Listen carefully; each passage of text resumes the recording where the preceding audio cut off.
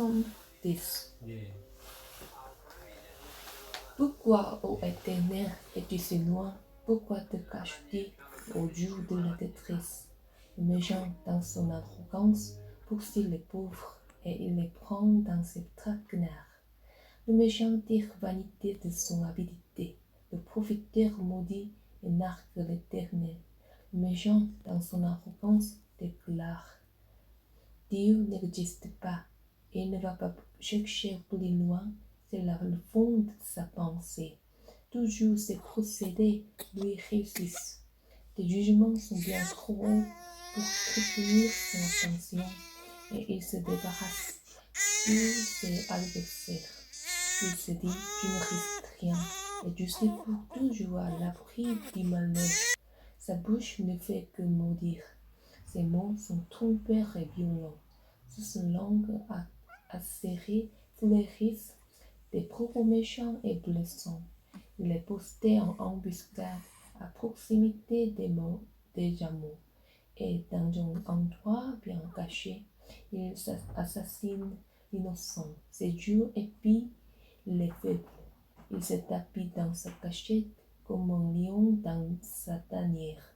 Lui, il se met en embuscade pour attraper le pauvre. Il attrape le pauvre et en l'attirant dans son filet. Alors le faible se court et chancelle, puis tombe vaincu par sa force. Il se dit: Dieu oubliera vite. Il ne regarde pas par là. D'ailleurs, il ne voit jamais rien.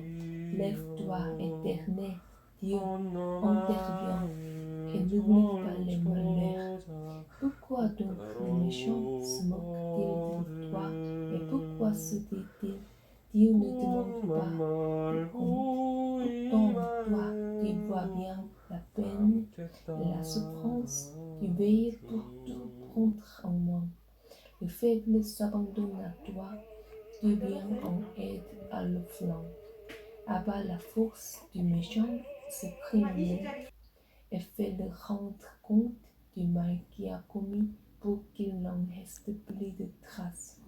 L'Éternel est roi à jamais, et le peuple païen disparaîtront de sur sa terre.